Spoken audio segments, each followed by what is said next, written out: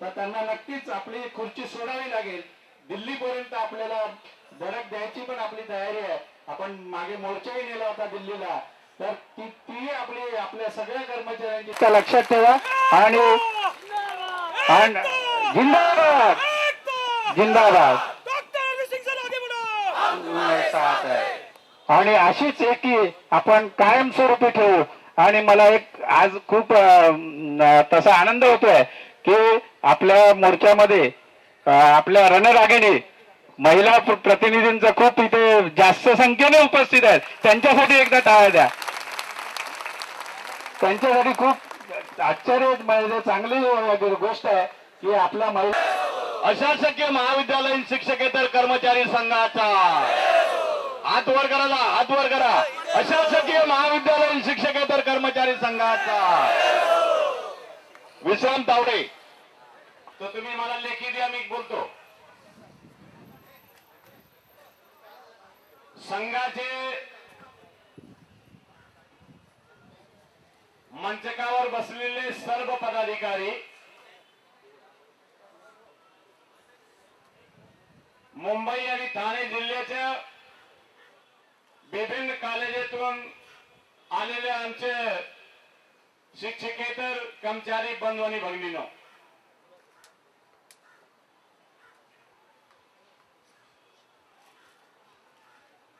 आमच्या मेडिकल कॉलेजचे रिप्रेझेंटेटिव्ह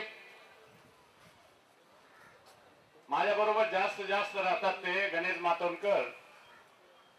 त्यांनी खंत व्यक्त केली की लोक कमी दिसत आहे. तुम्ही उशिरा आले, लोक इकडे तिकडे गेले, भरपूर लोक आले आहेत. इतके लोक जरूर इथे उपस्थित आहे ज्यामुळे शासनाचा झोप जे आहे तो तुटेल. आणि इथे मुंबई आणि ठाण्याचे कॉलेजेसचे लोक आले जे लांबचे आहेत. ठाण्याचे पण वाडा, मोखाडा, मुरबाड, शहापूर या कॉलेजचे लोक त्या तहसीलदारांकडे त्यांचे निवेदन सादर केले आहे. इथे जे आले आहेत ते मुंबई आणि ठाण्याचे जे जवळचे आझाद मैदान जवळ आहेत ते लोक इथे आले. मागण्या काय आहेत त्याच्यामध्ये?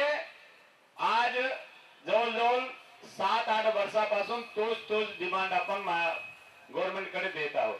एक डिमांड अशी आहे जो मागील 25 वर्षापासून आम्ही शासनाकडे दिले आणि नकार म्हणून शासन कधीही नकार देत नाही. आम्हाला जे पत्र येतो त्या पत्रामध्ये असंच असतो, तुमची ही मागणी विचाराधीन आहे. मला आठवतो हा डिमांड मी ज्यावेळी दिलं होतं त्यावेळी या राज्याचे मुख्यमंत्री होते बॅरिस्टर AR अंतुले. त्यानंतर जवळजवळ 8 ते 9 मुख्यमंत्री झाले.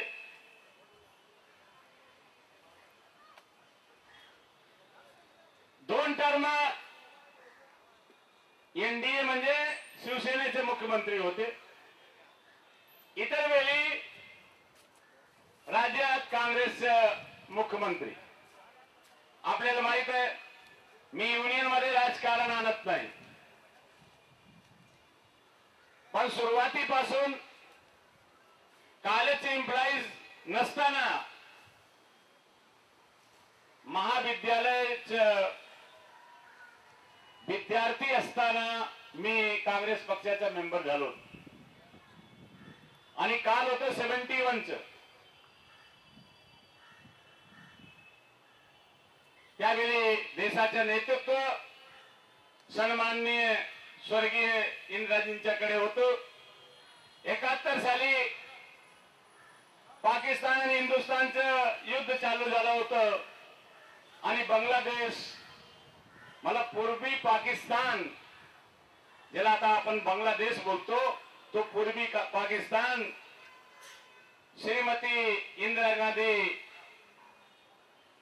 आपले सैनिक पाठवून ते जिंकले आणि या दुनियाच्या नकाशेवर पहिला असा राष्ट्र आलं, राष्ट्रनेता आले ज्याने पूर्वी पाकिस्तान जिंकून तो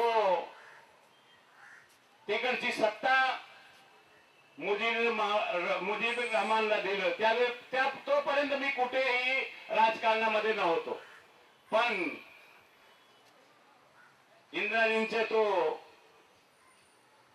विचार, त्यांचे चारित्र्य, त्यांचे राजनीतिक कुशलता बघता मी डिसाईड केलं मी हे ₹1.25 भरून काँग्रेसचे मेंबर झालो आणि त्या दिवसापासून आजपर्यंत त्याच पक्षाचे मेंबर आहे. आणि याच्यामध्ये उठून कोणीही सांगू द्या, आज माझ्या नेतृत्वाखाली या देशामध्ये विद्यापीठ आणि कॉलेजचे जवळजवळ 4.25 लाख एम्प्लॉईज काम करत आहेत. पण मी कधीही कोणालाही सांगत नाही की तुम्ही ज्या पक्षामध्ये मी काम करत आहे तो त्या पक्षामध्ये तुम्ही काम करा. पण युनियन करताना सुद्धा मी कुठल्याही कॉलेजला गेलो नाही की तुम्ही आमचे मेंबर व्हा. मुंबईला आपल्याला माहित आहे सुरुवातीला कॉलेज कर्मचारी युनियन होती. हिंद मजदूर किसान पंचायतला तो अफिलिएटेड होती. लोक सुखी होते इथे. मी त्यांच्यामध्ये गेलो नाही. काम चालू आहे, चालू राहू द्या. पण 140 दिवसाच्या चेतना महाविद्यालयामध्ये संप झालं. चेतनाचे एम्प्लॉईज आहेत का कोणी? असतील तर हात उचला. त्यांना माहित आहे 140 दिवस 1980 साली संप झाला होता. आणि त्यांचे नेते माझ्याकडे आले, बोले आरबी सिंग आपण कोकणासाठी युनियन केले, मी तुम्हाला एक कॉलेज देतो दत्तक मुंबईचं. मी बोलो कुठला कॉलेज आहे? बोले मंत्र्यांचं कॉलेज आहे. त्यावेळी त्या कॉलेजचे चेअरमॅन स्वर्गीय सन्माननीय चौधरी साहेब, मधुकररावजी चौधरी शिक्षण मंत्री होते. आणि त्यांचेच तो कॉलेज ज्यांच्याकडून आपल्याला प्रश्न मिटवायचा होता ज्यांच्याकडे मागत जायचं होता त्यांचेच कॉलेज कर्मचारी युनियन कमी पडली. आमच्याकडे किल्ली दिली. 3 दिवसात ते संप मिटवलं. 143 दिवस तो कॉलेज चालू झाला. आणि सगळे जे कर्मचारी बाहेर होते कन्सॉलिडेटेड बेसिसवर काम करत होते. सगळ्यांना या महाराष्ट्रात इतिहास घडवलं. कन्सॉलिडेटेड बेसिस वालेला पगार भोले कमिशन लागू करून त्यांचे फिक्सेशन करून घेतलं. आपल्यासाठी जी आर गोदन निघाला त्यानंतर शासकीय कर्मचाऱ्यांनी त्याचा आधार घेऊन त्यांच्याकडे जे ठराविक वेतनावर काम करत होते त्यांनी सुद्धा ते मिळवलं. 10 वर्षानंतर 1990 साली त्यांनी मिळवलं. लढा आम्ही करतो. आपल्याला आठवत असेल एका कोणी इथे बोललं की माझा पगार अटेंडन्स पेक्षा कमी झालाय, मी क्लर्क आहे तरी सुद्धा. अरे 1990च्या अगोदर महाराष्ट्रात अटेंडन्स नावाचं कोणी होतं का? सगळे शिपाई, हमाल, चौकीदार, माली असं लॅबोरेटरीमध्ये किंवा लायब्ररीमध्ये काम करणारा जो क्लास 4 होता त्याला पिऊन किंवा शिपाई म्हणायचं. तो हरदीप सिंग आगे बढ़ो, हरदीप सिंग आगे बढ़ो. कोण म्हणतो देणार नाही? कोण म्हणतो देणार नाही? जिंदाबाद, जिंदाबाद. शासकीय शिक्षण कर्मचारी संघाचा, शासकीय महाविद्यालय शिक्षण कर्मचारी संघाचा. डॉक्टर आरबी सिंग सर आगे बढ़ो. डॉक्टर आरबी सिंग सर आगे बढ़ो. कोण म्हणतो घेणार नाही? कोण म्हणतो देणार नाही? घेतल्याशिवाय राहणार नाही. कोण म्हणतो देणार नाही? घेतल्याशिवाय राहणार नाही.